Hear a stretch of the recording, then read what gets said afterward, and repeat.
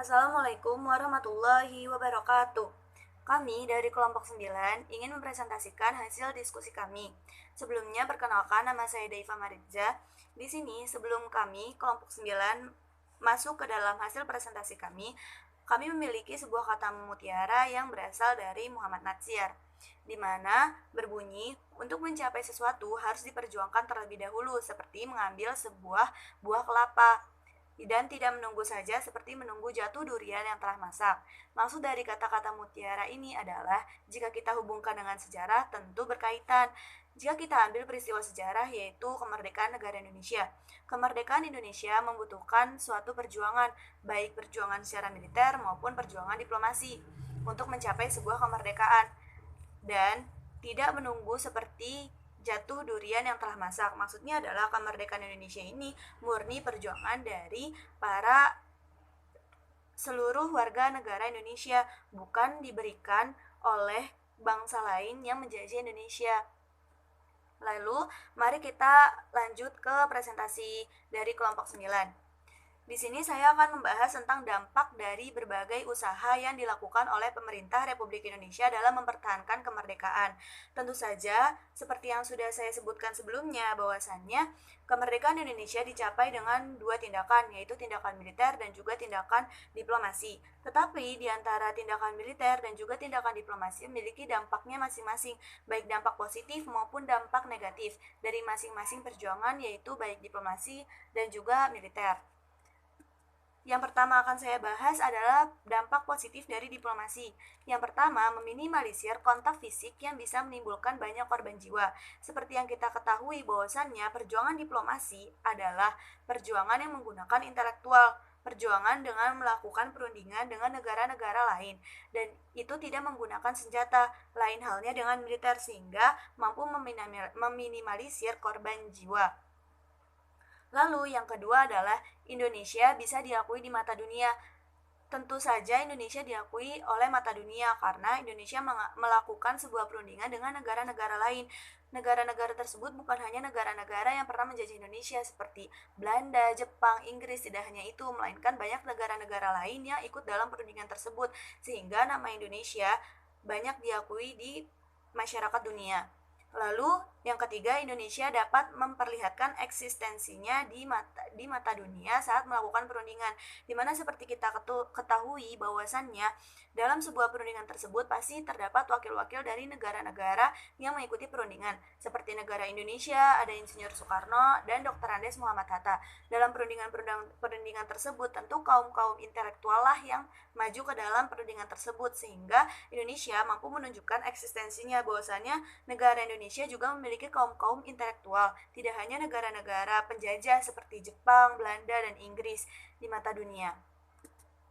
Lalu, setelah kita membahas tentang dampak positif dari diplomasi, tentu saja kita juga memiliki dampak negatif dari diplomasi, yaitu yang pertama, banyak emosi rakyat Indonesia yang tersulut akibat efek samping yang merugikan diplomasi. Maksudnya di sini adalah dapat kita lihat dari perundingan-perundingan sebelumnya, yaitu perundingan Linggarjati terutama, di mana seperti yang kita ketahui, perundingan Linggarjati jika dilihat secara umum maka itu sangat merugikan bangsa Indonesia. Mengapa demikian? Karena wilayah kekuasaan Indonesia dari segi wilayah itu menjadi sangat sempit, yaitu hanya meliputi Jawa, Sumatera, dan Madura. Tentu itu mengundang emosi rakyat. Bagaimana bisa negara Indonesia yang tadinya cangkupannya sangat luas menjadi hanya meliputi Jawa, Sumatera, dan Madura? Tetapi jika kita lihat dari sisi yang lain, kita dapat melihat bahwasannya dalam perundingan Linggarjati ini, kita pemerintah patut bangga.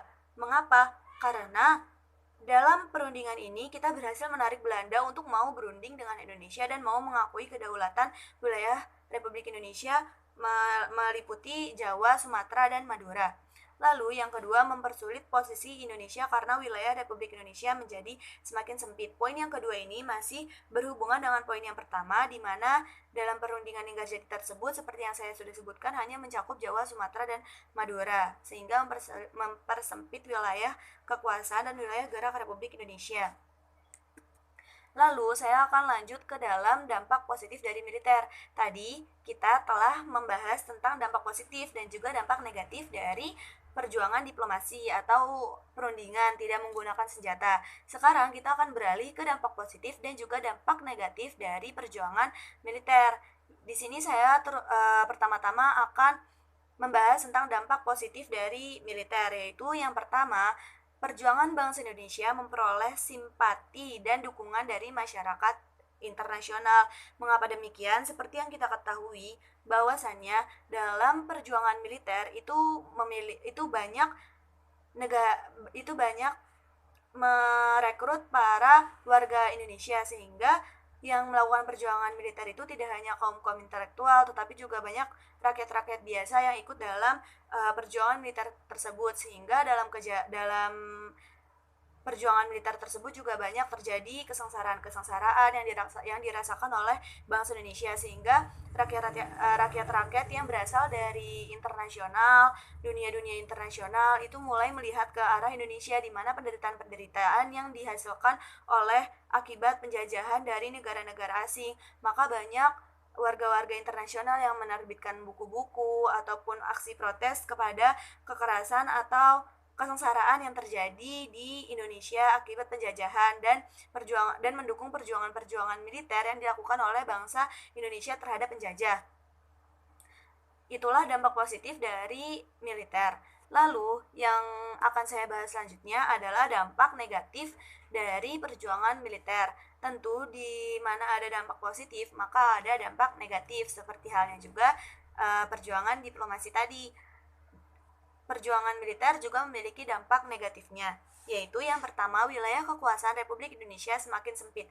Sama seperti dampak negatif dari perjuangan diplomasi tadi, bahwasannya mengapa di perjuangan militer kok juga memiliki dampak negatif, yaitu kekuasaan Republik Indonesia semakin sempit.